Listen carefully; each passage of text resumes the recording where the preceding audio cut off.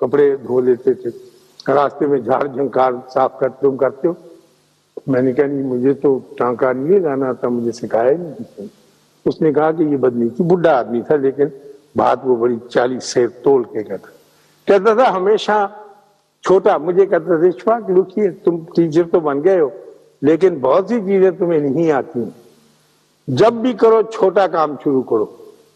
اب تم لیکچرر ہو، کل کو پروفیسر بن جاؤ گے، مسٹر کرو کہتا ہے جب بھی تم کلاس میں جانا یا جب بھی لوگوں کو ایڈریس کرنے لگنا، کبھی بہت بڑا مجمع تمہارے سامنے ہو تو کبھی اپنے سامنے بیٹھے ہوئے لوگوں کو مخاطب نہ کرنا، ہمیشہ اپنی آواز کو پیچھے کو پھینکنا، دور پھینکنا۔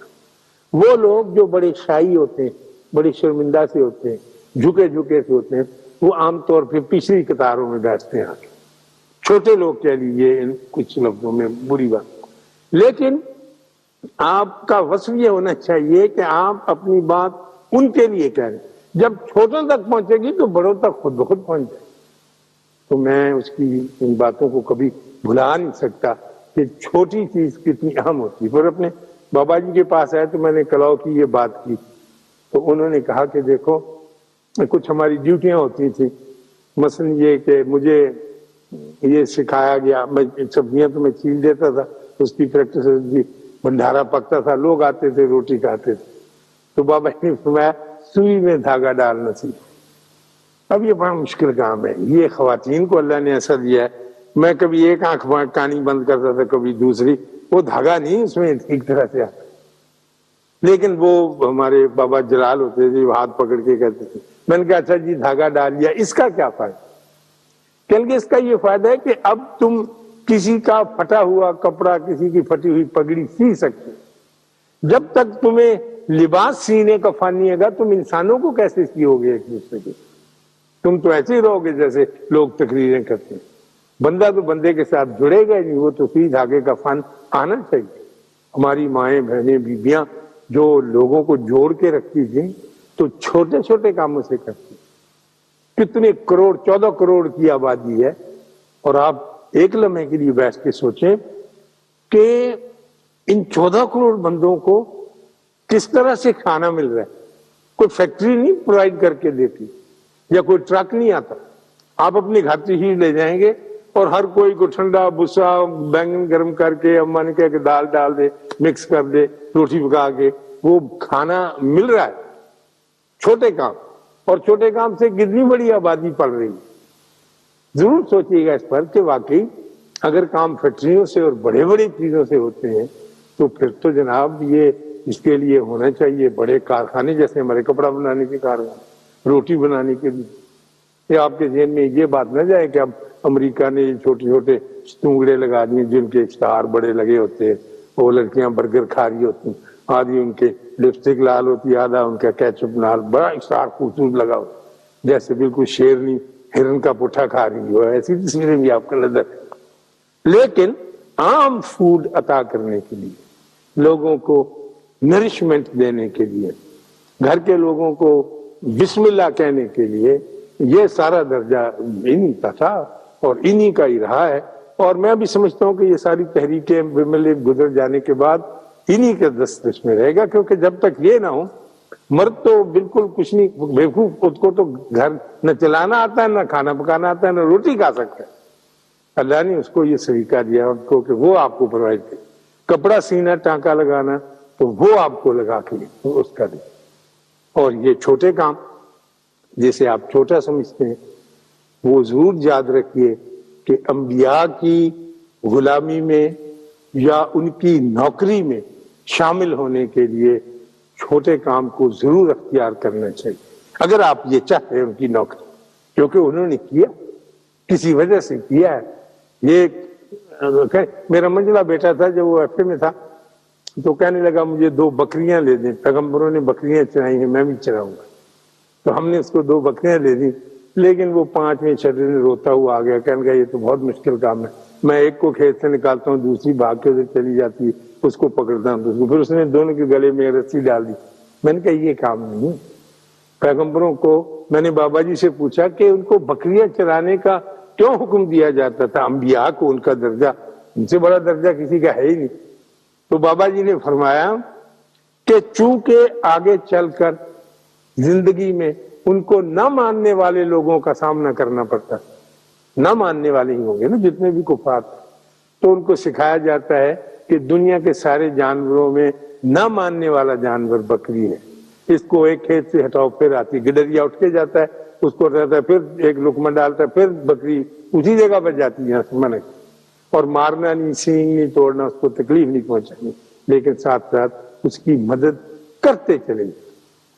تو آپ نے دیکھا ہوگا اب ہمارا موسم ہے کرکٹ کا، تو ہمیشہ ہی رہتا ہے، لیکن اس میں کبھی آپ غور کریں، میں تو اتنا اچھا واچر نہیں ہوں لیکن میں محسوس کرتا ہوں اور دیکھا کرتا ہوں، تو پھر اس کھلاڑی کو بڑے ادب اور بڑے احترام سے اور شوق سے اور بڑی محبت سے دیکھتا ہوں.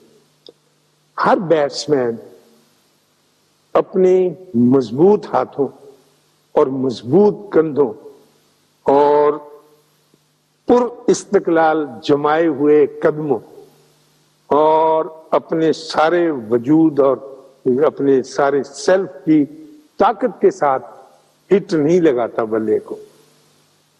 وہ اس کے سر کی ایک چھوٹی سی جنبش ہوتی ہے جو غیر مرئی نظر نہیں آتی. جب تک وہ مومنٹم میں نہ آئے، میں سمجھا سکتا ہوں نا، تو اس وقت تک نہ چوکا لگتا ہے نہ چھکا لگتا ہے.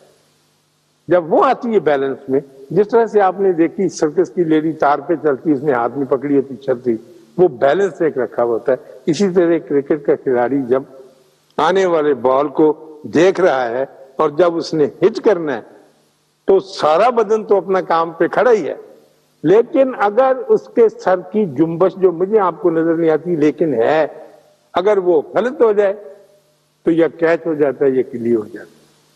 سب سے چھوٹی چیز جو ہے بہت کام. کبھی چھوٹی چیز کو چھوٹی چیز نہ سمجھے، کبھی چھوٹی چیز کے اس کو درخوریت نہ جانے کہ یہ تو کچھ بھی نہیں. جو حکم دے دیا گیا، جو بتا دیا گیا، جس ڈسپلن کے لیے آپ، میں ابھی راستے میں آیا ہوں، ہمیں آدھا گھنٹہ کھڑا ہونا پڑا کیونکہ وہ بتی ہماری تو تھی سبز، لیکن وہ ادھر سے آنے والے میں گزرنے نہیں دیتے، کہیں گے تھے کر لو جو کرنا ہے، ہم تو اس ڈسپلن کو نہیں مانتے. تو یہ خطرناک ہے. بظاہر چھوٹی سی بات ہے لیکن بباطن بہت ہی اہم اور بہت ہی ضروری بات ہے. میں نے اپنے ایک ٹیکسی ڈرائیور ملا، تھوڑے دن ہوئے، جیسے میری عادت ہے پوچھتا رہتا ہوں، ہر ایک کا اپنا اپنا علم ہوتا ہے. میں نے اس سے پوچھا کہ آپ کو سب سے زیادہ کرایہ کہاں سے ملا؟ کسی نے خوش ہو کے 500 روپے دے دیے یا 200 روپے دے دیا، آپ کا کرایہ بند کر دیا.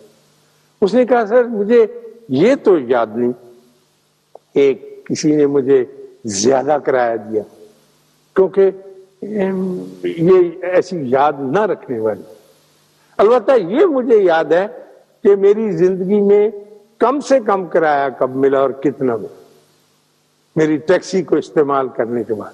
میں نے کہا کہ وہ گیا، وہ تو میرا ہی فیصد کا کم چیز. میں نے کہا کتنا ملا؟ کہ جی 8 آنے ملے. میں نے کہا 8 آنے تو بیٹھنے کا ہی بھی نہیں ہوتا، تو آدمی چلاتا ہے گاڑی تو شروع میں اتنے 20 روپے. کہنے لگا جی بارش ہو رہی تھی، بارش ہو چکی تھی، اور میں نسبت روڈ ہمارے لاہور میں ایک جگہ ہے جب ٹوٹی اوٹی سڑکیں ہوتی تھی وہاں کھڑا تھا، تو پانی کے جگہ جگہ پر چھوٹے چھوٹے جوہر سے بنے ہوئے تھے، بارش کے پانی ہو جاتے. تو ایک بڑی پیاری سی خاتون وہ اس پٹڑی سے اس پٹڑی پر جانا چاہتی، لیکن وہ پانی تھا راستے میں تو جا نہیں سکتی. تو وہ میری گاڑی کے محاذ میں سیپ میں آ گئی. میری گاڑی ایک چھوٹے سے جوہر پر کھڑی تھی، وہ آگے بڑھی، انہوں نے پچھلا دروازہ کھولا، ایک دروازے سے داخل ہوئی، دوسرے سے نکل گئی اور مجھے ٹھنی دے گئی. سمجھے نا، یہ چھوٹا سا کام تھا. ان سے اب تک یاد ہے کہ دنیا میں سب سے کم کرایہ جو مجھے ملا یہ، اور انہوں نے جس طرح سے سڑک کراس کی ہے. تو ایسی باتیں ہوتی رہتی ہیں. مسکرانا سیکھنا چاہیے، اور اس کے ساتھ ساتھ اپنی زندگی کو اتنا کیڑا نہ بنا لے کہ ہر وقت دانت بچے.